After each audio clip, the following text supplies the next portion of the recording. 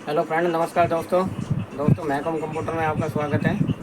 तो आज की जो दोस्तों वीडियो है मेरी, ये एक प्रिंटर आया हमारे पास 10-20 प्रिंटर आया था। इसमें क्या प्रॉब्लम थी मैं आपको बता देता हूँ। वैसे तो इसको मैंने ठीक कर दिया है, लेकिन समस्या कुछ ऐसी थी जो हमें काफ़ी टाइम बाद मिली है, तो वो मैं आपको बताता हूँ। आवाज़ नहीं आ रही विकास, तो इसमें जो प्रॉब्लम थी, इसमें क्या था, ये प्रॉब्लम कई बार आती है हमारी। तो उसमें क्या है, जब इसमें जैसे ही हम कमांड देते थे, तो कमांड देने के बाद क्या है, इसमें ये जो फ्यूज़र है, फ्यूज़र में जो है थोड़ा सा पेज, यानी कि 2 इंच पेज बाहर निकल जाता था और बाकी का पेज जो है फंस जाता था। तो इस कंडीशन में दोस्तों होता क्या है, मेन जो प्रॉब्लम होती है इस कंडीशन में, मेनली ये जो प्रॉब्लम होती है, ये इसमें यहाँ पे जो सेंसर लगे होते हैं फ्यूज़र में, एक ये वाला सेंसर, ये आपको दिखाई दे रही होगी डंडी, ये वाला सेंसर, और एक ये वाला जो सेंसर है, ये इधर जो लगा हुआ है, मैं दिखा देता हूँ, ये वाला जो सेंसर है अंदर लगा हुआ है।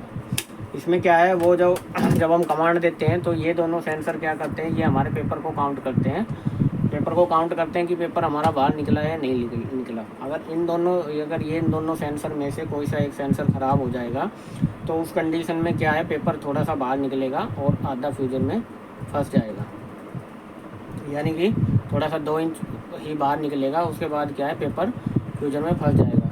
तो उस कंडीशन में क्या है, हम सबसे पहले इन दोनों सेंसरों को चेंज करके देखेंगे।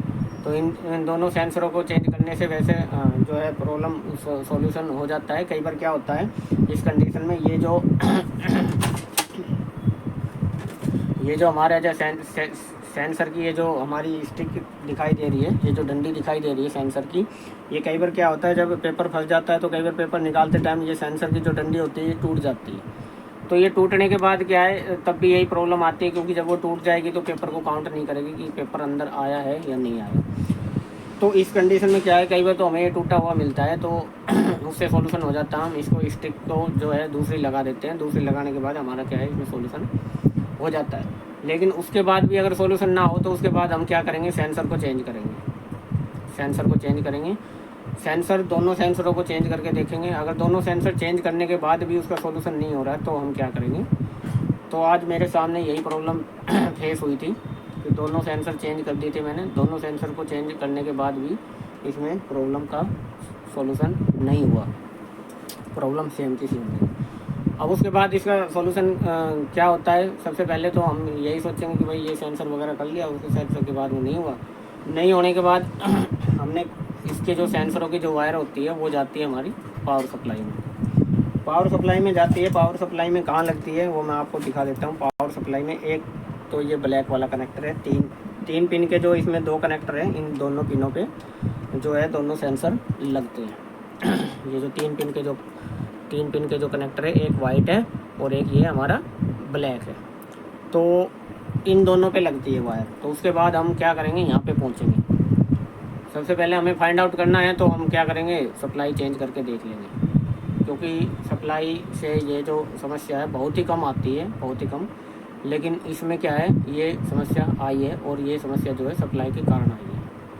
तो इसमें हम क्या करेंगे, आप अगर रिपेयर करना चाहते हो तो मैं आपको बताऊंगा, नहीं तो आप सप्लाई को चेंज कर सकते हो, और सप्लाई को चेंज करने के बाद हमारा जो है सोल्यूशन हो जाएगा। क्योंकि ये जो है इंजन होता है, और इंजन इस पे कमांड देता है, और इस आईसी के द्वारा जो है हमारा वैसे तो ये इंजन से ही होता है मेन। यहाँ से ये जो ट्रैक है, इसके जो ट्रैक आए हुए हैं, ये क्या है, हमारे ये जो ट्रैक आए हुए हैं ये इंजन से आए हुए हैं। इंजन में यहाँ पे 1-2 नंबर पिन पे दोनों ट्रैक जो है हमारा यहाँ पे खोल रहा है। अब उसके बाद आप कहोगे कि ये तो सप्लाई से नहीं है, इंजन से प्रॉब्लम होनी चाहिए। लेकिन ये जो प्रॉब्लम है ये इंजन से नहीं है, क्योंकि इंजन अपना काम कर रहा है। ये हम चेक कर सकते हैं दूसरी सप्लाई लगाकर। दूसरी सप्लाई लगाने के बाद अगर हमारा सॉल्यूशन हो जाता है तो 100% श्योर है कि हमारी सप्लाई में प्रॉब्लम है। अब सप्लाई में क्या प्रॉब्लम आती है वो मैं आपको बताता हूँ कि सप्लाई में किस तरह की प्रॉब्लम आती है। ये सप्लाई भी हमने रिपेयर कर दी है, सॉल्यूशन हो गया है। और लेकिन इसमें दूसरी सप्लाई लगा दी, फिर मैंने कहा चलो इसको चेंज करना था, तो इसमें क्या है, दूसरी सप्लाई मैंने लगा दी। तो इस कंडीशन में हम क्या करेंगे, इस कंडीशन में हम देखो यहाँ पे जो है ना, ये जो कनेक्टर के पास में ना ये 3 रजिस्टेंस लगे हुए हैं इसमें, ये ध्यान से देखो 3 रजिस्टेंस लगे हुए हैं। इन रजिस्टेंस का जो कोड है वो मैं आपको बता देता हूँ। रजिस्टेंस का कोड है R204, R203, R214, ठीक है, R204, R203, R214। तो इन रजिस्टेंसों को क्या है हम चेक करेंगे। कई बार क्या है, इंजन की जो केबल है वो हमारी टेढ़ी लग जाती है, जिससे इसमें हुआ यही था सप्लाई में, क्या है इंजन की जो केबल थी किसी बंदे ने टेढ़ा लगा दिया था, जिसके कारण इसकी जो पावर सप्लाई थी वो फॉल्ट हो रखी थी। सप्लाई को रिपेयर करा, सप्लाई को रिपेयर करने के बाद हमारे सामने ये प्रॉब्लम फेस आउट हुई कि पेपर इसका कंप्लीट बार नहीं निकल पा रहा है। तो उस कंडीशन में हमने फिर दूसरी सप्लाई ही सेंसर वगैरह चेंज करके देखने के बाद हमने दूसरी सप्लाई ही चेंज करके देखी, तो उसमें ठीक चल रहा था। तो अब इस कंडीशन में फिर हमने इसको ट्रेस किया। ट्रेस करने के बाद ये जो 3 रजिस्टेंस है, ये जो 3 रजिस्टेंस का जो मैंने कोड बताया है, इनमें रजिस्टेंस लगा हुआ है। एक तो लगा हुआ है हमारा 333 नंबर का, 333 यानी कि 3.3 के का। एक लगा हुआ है हमारा 181 का, 181 यानी कि 180 ओम का। और एक जो हमारा लगा हुआ है इसमें 10C यानी कि 10 किलो ओम का। तो ये 3 रजिस्टेंस लगे हुए हैं। और जो दूसरा जो है हमारा उसमें 2 रजिस्टेंस लगे हुए हैं, 333 यानी कि 33 ओम का, 3.3 के का, और दूसरा 181 यानी कि 180 ओम का।